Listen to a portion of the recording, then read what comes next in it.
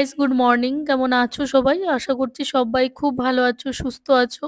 আর আমাদের চলছে একরকম। অবশেষে সেই সময়টা এসেই গেল, আমাদের আলাদা হওয়ার সময়। আর মাত্র ৩ ঘন্টা আছে হাতে। তোমাদের দাদাভাইকে ট্রেনে তুলে দেওয়ার পরে আমার ছেলের যা অবস্থা হয়েছে সেটা ধারণার বাইরে। কিছুতেই ও গাড়িতে উঠবে না, কিছুতেই সেইখান থেকে আসবে না। দরজা ধরে ঝুলে আছে, মানে এত কান্না, এত কান্না। প্রথম দিকে না ও সেরকম ভাবে বুঝতে পারেনি, কারণ আমি তোমাদের দাদাভাইয়ের হাতটা ধরেছিলাম। আর ও লেস খাচ্ছিল, ও ওই লেসটা ভীষণ ভালো খায়। আমি জানি যে যদি ওই লেসটা আমি ওর হাতে এই মুহূর্তে না দেই তাহলে মানে খুব মুশকিল হয়ে যাবে ওকে থামানো, ওকে ফেরানো। কারণ ও যা মানে বিরক্ত করে ওর পাপার জন্য সেটা ধারণারও বাইরে। তো তার জন্যই হচ্ছে আমি মানে ওকে লেজটা হাতে ধরিয়ে দিয়েছি যাতে ও সেরকম ভাবে মানে কান্না না করে। যেই মুহূর্তে ওর পাপা মানে ট্রেনটা ছেড়ে দিয়েছে, ওর পাপার হাতটা ছেড়ে দিয়ে চলে গেছে, সেই মুহূর্তে মানে কি বলবো, যেন ওর মানে কি হলো, মানে কি হারিয়ে ফেললো। কিছুতেই গাড়িতে উঠবে না, গাড়ির দরজা ধরে দাঁড়িয়ে আছে, দরজা মানে বারবার দরজা দেখাচ্ছে, মানে আমাকে বের করে দাও, আমি পাপার কাছে যাবো। ও তো বলতে পারে না, শুধু ওই বাবা ডাকটা শিখেছে সবে। তো ও তো আর বলতে পারছে না যে আমাকে ছেড়ে দাও, আমি আমার বাবার কাছে যাব। তো শুধু বাবা বাবা করে চিল্লাচ্ছে, চিৎকার করছে। আর হচ্ছে দরজা ধরে ঝুলে আছে, মানে ও গাড়িতে উঠবে না। ও গাড়িতে জবরদস্তি উঠিয়েছে, এবার গাড়ি থেকে বেরিয়ে যাবে, আমাকে বারবার দরজা হাত দিয়ে ধরে আছে, দরজা দেখাচ্ছে, মাম্মা মাম্মা করছে আর চিল্লাচ্ছে। মানে ওর যে করুণ অবস্থা, মানে কি বলবো। তখন আমার মনে হচ্ছিল, হায় রে, কি জীবনে আমি আছি, কি জীবনে বাস করছি। নিজের সন্তান এরকম ছটফট করছে, আমি কিছুই করতে পারছি না। মানে এত কষ্ট হচ্ছে, মানে আমি কাউকে এটা ভাষায় প্রকাশ করতে পারবো না। আমি আমার ছোট্ট সোনাকে কিছুতেই স্টেশন থেকে বাড়িতে আনতে পারছিলাম না। মনে হয় কিছুতেই ও স্টেশন থেকে বাড়িতে আসবে না, এত চিৎকার করছে বাবা বাবা বলে। মানে কত লোক যে ওর কাছে জমা হয়ে গেল, বমি টমি করে, মানে কি যে খারাপ অবস্থা হচ্ছে। মানে তোমাদের আমি কি বলবো। আমার মনে হয় আমার জীবনের সবচেয়ে কষ্টের মুহূর্তে হচ্ছে এই সময়টা। সত্যি কথা বলতে, প্রত্যেকটা সৈনিকের স্ত্রীর যখন তার হাজবেন্ড চলে যায়, অনেক রকমের কুডাক ডাকে মনের মধ্যে, অনেক রকমের কষ্ট, অনেক কথা মনে পড়ে, ভেসে ওঠে। যে এই যে চলে যাচ্ছে, তো এই যে হাতটা ছেড়ে দিল, আবার হাতটা আমি ধরতে পারবো তো? এই যে চলে যাচ্ছে, আবার তাকে ভালো মতো দেখতে পাবো তো? এই যে একটা প্রশ্ন চিহ্ন, এইটা না থেকেই যায়। এই প্রশ্ন চিহ্নটা নিয়ে যতক্ষণ না বাড়িতে আসছে ততদিন আমাদের কাটাতে হয়। এই যে আমরা যখন রাত্রে ঘুমাই না, মানে ঘুমের সময় মনে পড়ি সকালে উঠে আমার হাজবেন্ডের আওয়াজটা শুনতে পাবো তো, সকালে উঠে আমার হাজবেন্ড আমাকে ফোন করবে তো, মানে এই যে একটা চিন্তা নিয়ে ঘুমাতে হয়। এই চিন্তাটা কিন্তু প্রত্যেকটা সৈনিকের স্ত্রীকে কুরে কুরে খায়। কারণ প্রত্যেকটা মুহূর্তে জীবনের ঝুঁকি নিয়ে প্রত্যেকটা সৈনিক কিন্তু কাজ করছে। তারা নিজেও জানে না তাদের কখন কি হবে, কখন কি হবে। তো সেই চিন্তাটা আমরাও নিয়ে ঘুমাই, যে আমরা ঠিকঠাক মতো আমাদের প্রিয় মানুষটাকে দেখতে পাবো তো, ঠিকঠাক মতো আবার বাড়িতে আসতে পারবে তো। মানে এই সময়গুলো তো না দুশ্চিন্তা, মনের মধ্যে কুটাক, আরো কত কি। শুধু আমার নয়, আমার মনে হয় প্রত্যেকটা সৈনিকের স্ত্রীরই এইরকম হয় তার হাজবেন্ডের যাওয়ার সময়। তার জন্য এই সময়টা ভীষণ কষ্টকর মনে হয়, যখন ওই সামনে দিয়ে লোকটা চলে যায়, প্রিয় মানুষটাকে তুলে দিতে হয় ট্রেনে। তো সত্যিই ভীষণ কষ্টকর হয়, আমি জানি। কারণ প্রায় ১০ বছর হতে চলেছে এই সংসার জীবন। তার মধ্যে ওই ৩টে বছর তোমাদের দাদাভাইয়ের সঙ্গে ছিলাম। আর ৭ বছর তো আমাকে একা একাই কাটাতে হয়েছে। তাই আমি ভালোভাবেই বুঝে গেছি, জেনে গেছি যে প্রিয় মানুষটা যখন সামনের উপর দিয়ে চলে যায় তখন মনের মধ্যে কি হয়, মনের মধ্যে কি যন্ত্রণা, মনের মধ্যে কি কষ্ট ছটফট করে। তো দেখো, তোমাদের দাদাভাইয়ের সোনার চেনটা আমি খুলতে ভুলে গেছিলাম। আর যাওয়ার সময় না একটা রূপোর চেন পরিয়ে দেই, তো সেটা পরাতেও ভুলে গেছি।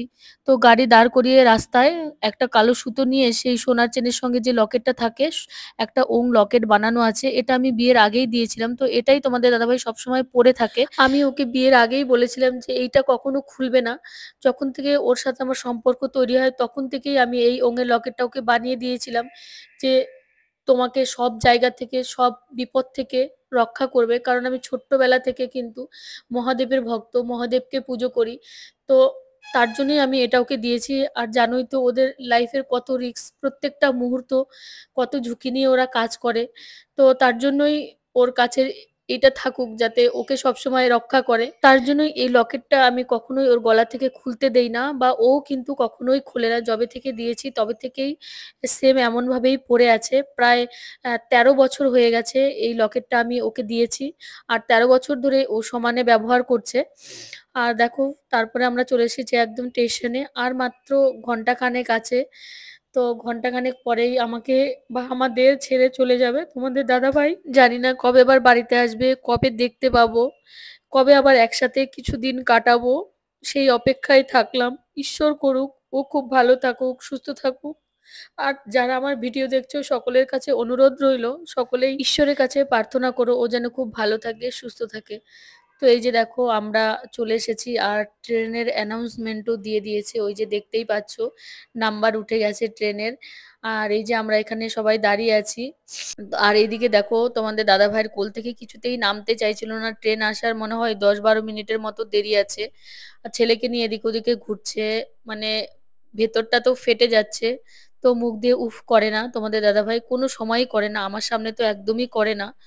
তো এদিকে ঘুরছিল ওদিকে ঘুরছিল, মুখটা কালো করে, চোখ তো লাল হয়ে গেছে।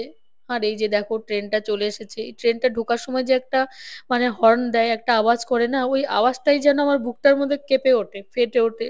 মানে আমি বোঝাতে পারবো না, যখন এই ট্রেনটা আওয়াজ দেয় তখন মানে আমার চোখ দিয়ে ঝরঝর করে জল ঝরে। এতক্ষণ কিন্তু আমি এখানে কাঁদিনি একবারও। যখনই ট্রেনটা ঢুকে হর্নটা দিয়েছে মনে হয় আমার বুকটা মানে কেঁপে উঠলো।